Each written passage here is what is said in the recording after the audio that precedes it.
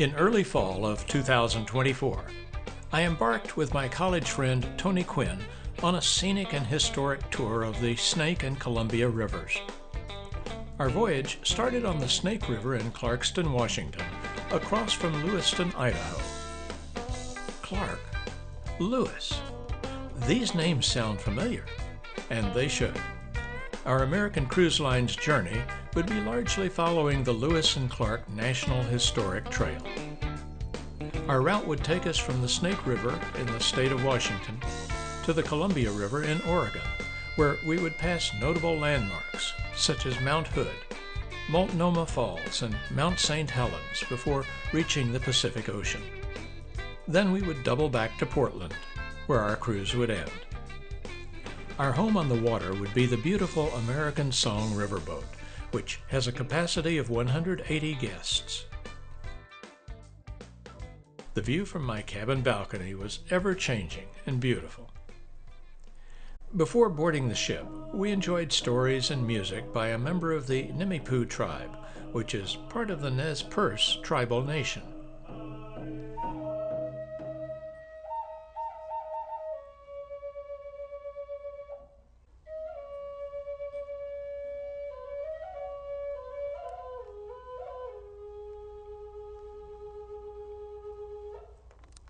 Daily lectures took us back in history to the days of the Oregon Trail.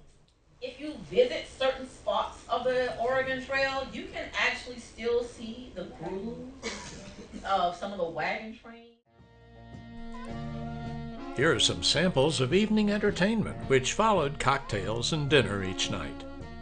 There was something for every musical taste.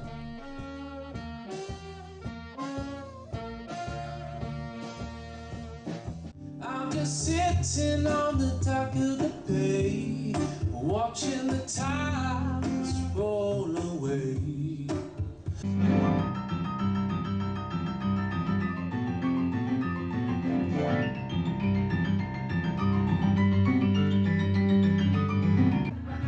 How do you win the lottery when I have a cold or flu?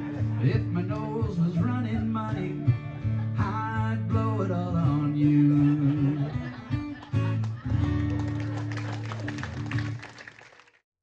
Our trip starts in a desert with a river running through it. We're on the Snake River in the state of Washington. It has found its way to where we are through Wyoming, where it originated. Then by flowing west through Idaho, Oregon, and Washington before joining the Columbia River as its largest tributary. If you look carefully at the rugged banks, you'll discover that the scenery is not as desolate as it looks. There are power lines running along the top of the hills, and some kind of rubble or riprap has been installed along the river's edge, probably to prevent erosion. Even a railroad train has found a track it can run on while hugging the river. Clearly, man has been here before us. Now we find ourselves just starting to exit from a Snake River lock. Let's take a look at what lies ahead. We'll explore locks in more depth on the Columbia River, but here's a diagram that illustrates the river road ahead. What started out at an elevation of 738 feet will have to drop about 100 feet at a time as we go through 8 locks before reaching the Pacific Ocean. 4 on the Snake River and 4 more on the Columbia River. Honestly, I don't know how Lewis and Clark navigated these rivers without help from the U.S. Corps of Engineers. Just ahead is a bridge that tells us we're reaching the end of our Snake River voyage. We're about to flow into the Columbia River. What we will find there is a whole nother story. A notable woman is honored at the confluence of the Snake and Columbia Rivers, with a state park and museum bearing her name. Sacagawea accompanied the Lewis and Clark expedition as their Native American guide and interpreter. It's here that their Corps of Discovery camped for 2 nights in 1805 on their way to reach the Pacific Ocean. This little gem of a museum was built by the WPA in 1938. to display Native American artifacts from the tribes of the Columbia Plateau. Take a look around. This location had long been an active gathering, fishing, and trading place for the native people.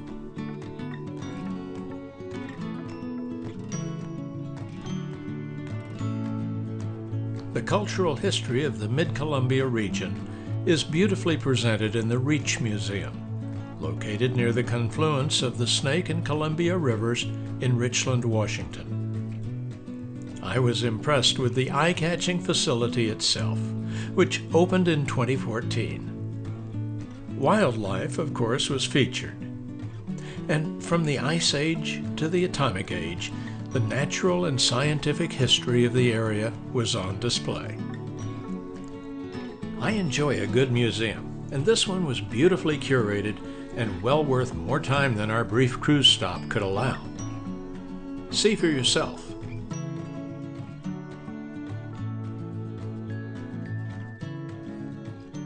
I hadn't realized that the Manhattan Project of World War II produced the plutonium used in atomic bombs right here in reactors like this deactivated one nearby. Parked outside the Reach Museum was a tiny silver trailer that was the type of temporary home that thousands of Manhattan Project workers used during the war, and some for the Cold War years that followed. It was cozy inside with all the comforts of home, except a bathroom. You're looking here at an outdoor stage that the museum uses for concerts and educational purposes. Silhouettes of animals found in the area are framed against a beautiful backdrop of the Columbia River.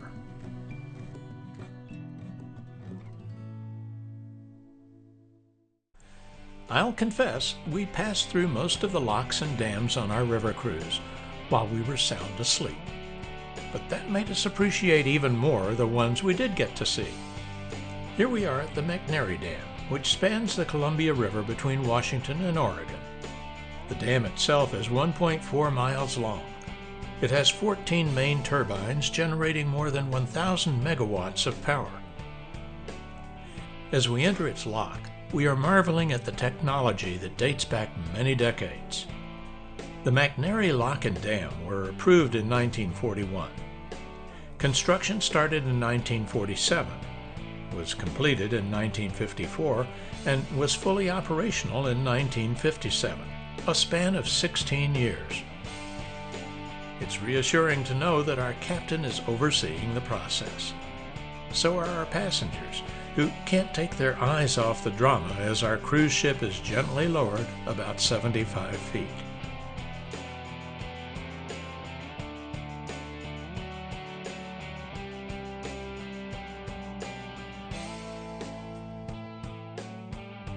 When we emerge from the lock, we're looking back up at the dam from the other side. The dam has formed a reservoir that extends 64 miles up the Columbia River behind us. For the birds, this whole dam process is a familiar routine.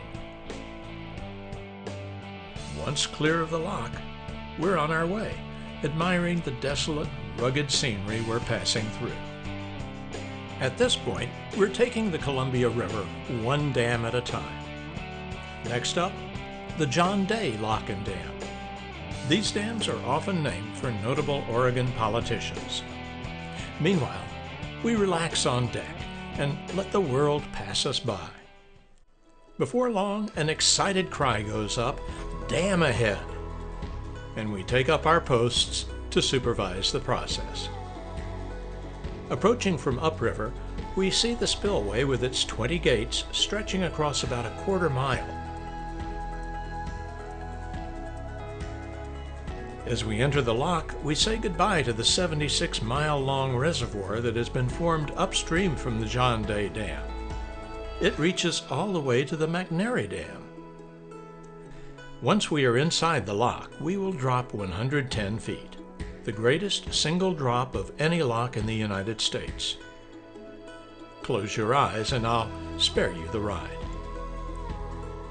Once we emerge, We are looking at a powerhouse with 16 generators capable of delivering 2,240 megawatts of power.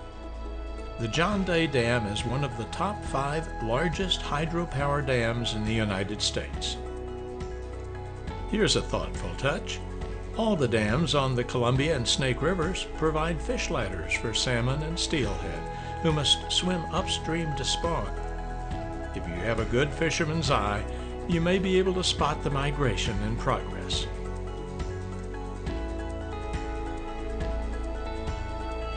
As we sail away from the John Day Dam, we puzzle over the green water flowing through part of the spillway.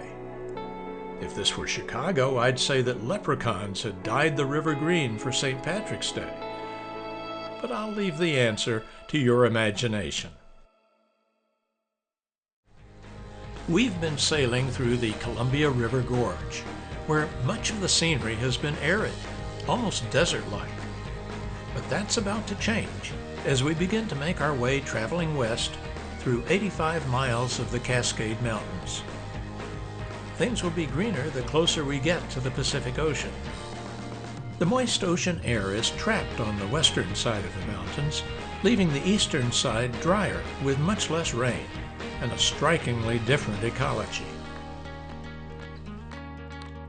Our ship docks in Oregon's second largest port city on the river, second only to Portland. The Dalles, as it's called, has only 16,000 residents, but it's an historic town, important to the Oregon Trail pioneers. And it's in the Dalles that we found a small treasure called the National Neon Sign Museum.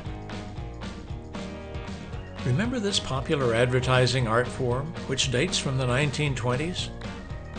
Our visit started with a film showing how a craftsman could lay out a design and bend glass tubes to fit it. By passing electric current through gas in the tubes, the design would light up.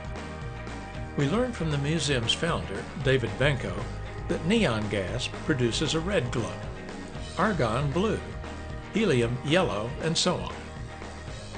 This passionate promoter's rapidly running out of room for his growing collection. As you look over some of the signs we saw, I expect you'll find familiar names that bring back memories of bygone times.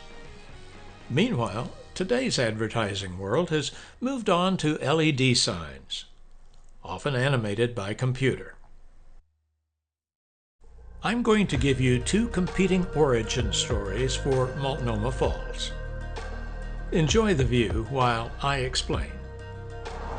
Geologists say that this spectacular waterfall was formed about 15,000 years ago, created by the cataclysmic Missoula floods. It's fed by underground springs from nearby Larch Mountain, runoff from the mountain snowpack, and rainwater. A more fanciful tale is told by members of the Multnomah tribe. It seems that the daughter of a chief sacrificed herself to the Great Spirit in order to save her village from a plague. She died after jumping from the high cliff you see here, and her people were saved. After that, water began to flow. What you're looking at here is Oregon's tallest waterfall and perhaps its tallest tale. The height of Multnomah Falls is 620 feet, but that's divided into 2 tiers, tumbling down ancient basalt cliffs. The upper falls is 542 feet, and the lower falls is 69 feet, with a 9-foot drop in elevation between the two. There are paved viewing paths available to hikers looking for top-down perspectives. I was willing to settle for this 1914 bridge, now listed on the National Register of Historic Places, that positioned me between the upper and lower falls. I was not alone. Multnomah Falls attracts more than 2 million visitors a year and ranks as one of Oregon's most visited tourist sites. Let's talk about the Columbia River. We can certainly behold its beauty as we cruise peacefully through a scenic gorge carved 15,000 years ago by massive floods that left bluffs rising as high as 4,000 feet above the river. There were times during the Ice Age when the river was 1,000 feet deep with torrents of water rushing through the Cascade Mountains at speeds up to 60 miles an hour. The rock slides we see as we cruise along give more recent testimony to the continually developing geology of this rugged gorge. We learned that the Columbia River is the fourth largest river in the United States, as measured by volume. No river on the North American continent contributes more water to the Pacific Ocean than the Columbia. But volume doesn't equal length. It's only the 15th longest river in the United States, but boy is it powerful. Hydroelectric power, that is. Along with its tributaries, the Columbia produces a third of the potential hydroelectric power of the whole country. The river has 19 hydroelectric dams, providing about half the electricity used in the Pacific Northwest. Just ahead, we see the Bridge of the Gods. Before Europeans arrived, an avalanche created a land bridge across the river here that was used by the native people, who called it the Bridge of the Gods. They described a rivalry between the mountain deities, Mount Hood and Mount Adams, fighting over a beautiful woman, Mount St. Helens. The land bridge was eventually washed away, but the name stuck. Since ancient times, the Columbia River has been used for transportation. Originally canoes and fishing boats, but later steamboats and cruise ships like ours. And of course, the export of wheat, corn, and soybeans, minerals, lumber, and automobiles. Today, we even find railroad tracks and roads running hundreds of miles along the shorelines. The historic Bonneville Dam is coming into view, located about 40 miles upstream from Portland, Oregon. It was built for flood control, navigation, and power generation during the Great Depression, between the years 1933 and 1937. Its construction provided work for 3,000 laborers at a pay rate of 50 cents an hour. With its 18-gate spillway, the dam has created a 48-mile-long reservoir in the Columbia River Gorge known as Lake Bonneville. Its current count of 20 turbines can produce up to 1.2 gigawatts, or billion watts, of hydroelectric power. We are entering the Bonneville Lock now, where we will descend 77 feet in a transit time of about 30 minutes. But don't worry, I can bring you down in just a few seconds. Hold on.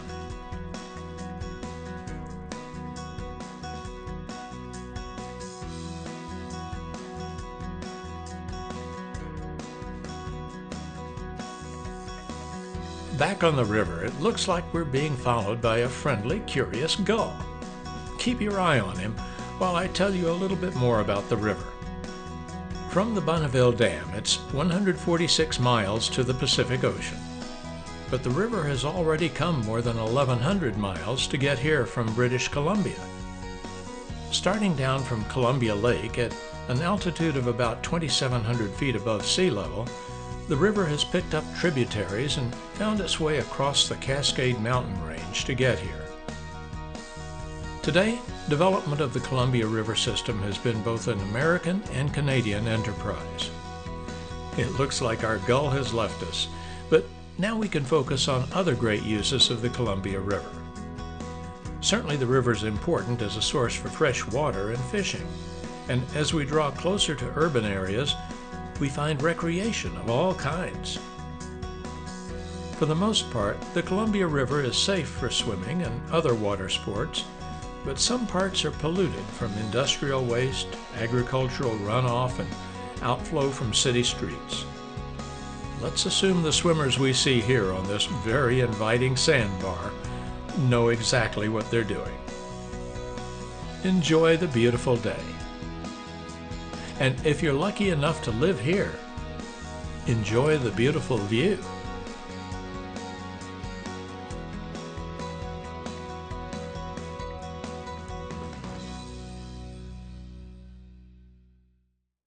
The Mount St. Helens National Volcanic Monument was established 2 years after the 1980 eruption of what has been called the deadliest volcanic event in U.S. history. 57 people died, and 7,000 deer, elk, and bear were killed when an earthquake caused Mount St. Helens not to blow its top, but rather to erupt out of its north side, leaving a horseshoe-shaped crater 1 mile wide. The magma flowed over a 230 square mile area, and the ash traveled more than 900 miles to the east. Here's a graphic that shows what the mountain looked like before and after the eruption. Its picture-perfect symmetry rivaled that of Mount Fuji in Japan.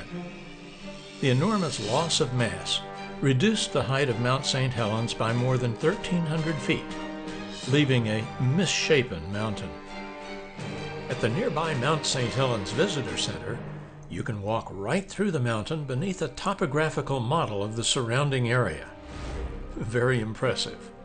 Plus, there's lots more to see.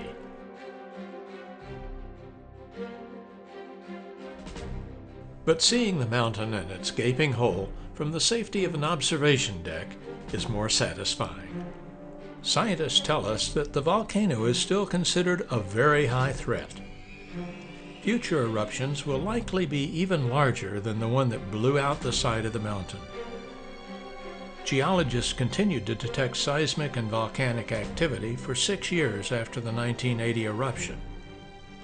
We're looking at a landscape that was ashen gray in the years that followed the eruption, but now it's turning green and beautiful. The environment is being allowed to recover naturally. It took only 6 years for the lakes to return to normal, but the forests will take more time. We were told that many of the new trees you see here are alders whose seeds were blown in by the wind. Nature will heal in its own way. Astoria, Oregon is as far west as we will sail on this journey. Any further and we would be in the Pacific Ocean. So we docked at a deep port and fishing town that is the oldest American settlement west of the Rocky Mountains. Astoria overlooks the Columbia River as it spreads out to meet the Pacific. The town was established as a fur trading post in 1810. The town's founder? New York financier John Jacob Astor, whose American Fur Trading Company extended its monopoly to what was originally known as Fort Astoria, named for John Jacob, of course. The history of this town of about 10,000 is artfully captured on a 125-foot towering monument that's like a graphic novel, laying out its chapters in a spiral form that winds to the top. The Astoria Column, truly a landmark, was commissioned in 1926 by the Great Northern Railroad to celebrate the discovery, exploration, and settlement of the West. The illustrations are by Italian immigrant muralist Attilio Pasterla and have had to be restored twice, given Oregon's wet coastal climate. I had to talk myself into climbing the 164 steps inside the column to reach the observation deck on top. But the view was well worth it. See for yourself.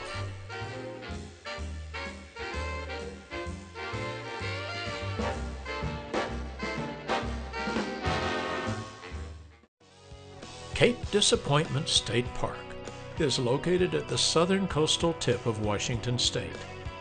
What a name! But what a dramatic setting, with crashing waves and rugged cliffs and endless driftwood, all topped off with a classic picturesque lighthouse. As you might imagine, there's a story behind the name. It seems that in 1788, British fur trader Captain John Meares was searching for a river charted by the Spanish explorer Bruno Hezeta in 1775. He found the river, but didn't know it. Because of its width and formidable waves, he thought it was an ocean bay with shallow sandbars that could block his entry. So he sailed right past the mouth of the Columbia River and, in disgust, named the high headland Cape Disappointment. The name stuck. In the centuries that followed, there has certainly been cause for disappointment. more than 330 shipwrecks have been known to have occurred near the mouth of the Columbia River. That's why the North Head Lighthouse remains active today as an essential aid to navigation. I think poor Captain Mears can be forgiven for mistaking this turbulent body of water for an ocean bay. I'm not saying these determined fellows are going to succeed, but come on, guys, this is the Columbia River. You may have to go out a little way to find the perfect wave. But don't go too far. These days you might find yourself in a shipping lane. This cargo ship is bringing automobiles from Japan. I looked it up. We were eager to check out the Lewis and Clark Interpretive Center at Cape Disappointment. The story of their journey from St. Louis to the Pacific Ocean is compellingly told in panel after panel. But that's more text than I had time to read, so I keyed on an example of the kind of crude wooden boat they used for the river portion of their journey. And I couldn't imagine what portages around rapids and waterfalls must have been required, especially since they felt compelled to take an entire library of reference material along with them. Their journals, describing and illustrating every type of new plant and animal they found, were meticulous and full of wonder. The government certainly got its money's worth. It's only fitting, as we ended our exploration of the Columbia River, that we should encounter America's proud symbol, the bald eagle, finally designated as our official national bird. What a beauty! Our ship returned us to Portland, Oregon, where we ended our cruise, but made the most of an extra couple of days to do a little sightseeing in this proudly progressive city of more than 600,000 people. Portland's famous Washington Park was our first destination, where we explored its renowned Japanese garden and found an equally celebrated rose test garden. Finally, we drove over to Mount Hood for a close-up view. Portland's Japanese garden was proclaimed by a former ambassador of Japan to the United States as, quote, the most beautiful and authentic Japanese garden in the world, outside of Japan. More than 400,000 visitors a year stroll through its 12.5 acres to find peace and relaxation in its 8 separate garden styles. A Japanese garden is to view and enjoy, not smother with talk, so I'll let its distinctive beauty speak for itself.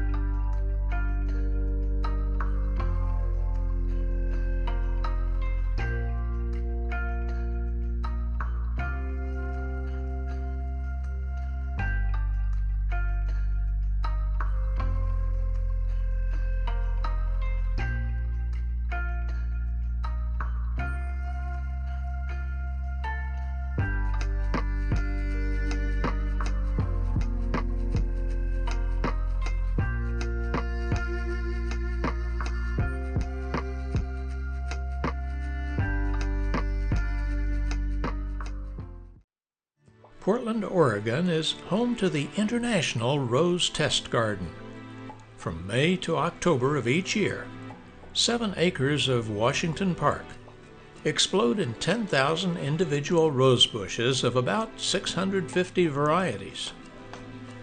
We were among the 700,000 visitors who dropped in during 2024, and we were greeted by the statue of a royal rosarian, who is an official goodwill ambassador for the city of Portland and for its annual Rose Festival. We learned that the majority of what we saw here is commercially available and has been sent here from all over the world. About 10 to 20 varieties are replaced each year as some of the best new roses are released onto the market. But judging is tough. It's based on a whole litany of characteristics, not the least of which are color, fragrance, bloom formation, and disease resistance. Some varieties even display more than one color. Take a look. In World War I, hybridists from around the world, England especially, began sending rose plants to Portland for safekeeping. Little wonder that Portland has become known as the City of Roses. Here's a contemporary amphitheater that would be the envy of Greece and Rome. It's now the scene of many outdoor summer events. On our way out of the garden, we passed arbors and trellises artfully laden with climbing roses. In blooming season, I can imagine it's quite a display. After a scenic 1.5-hour drive out of Portland, we reached Mount Hood, Oregon's highest peak, at an elevation of 11,249 feet. We were surprised to see snow in September, but learned that Mount Hood is home to year-round glaciers, such as the Elliott Glacier. Our destination was the Timberline Lodge, a National Historic Landmark that has welcomed families, hikers, climbers, and most of all, skiers, since its dedication in 1937. Yes, Timberline Lodge was built in the depths of the Great Depression by more than 500 craftsmen, artists, and workers under the WPA and other New Deal programs. We marveled at the use of local stones, timbers, and woods to create a warm, rustic atmosphere around a hexagonal theme. That's right, even the 92-foot-high fireplace has 6 sides.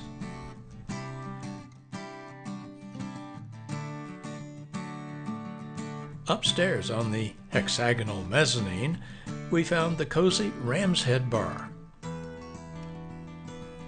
And next to it, a restaurant with a stunning view of Mount Hood. What's not to like about this mountain retreat? But you should know, Mount Hood isn't just a pretty mountain. It's an active volcano in the Cascade Volcanic Arc.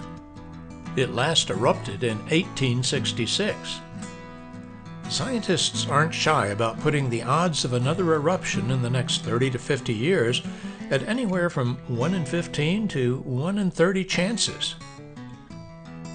From here, if you look closely, you can see one of the ski lifts that makes Mount Hood such a popular winter destination.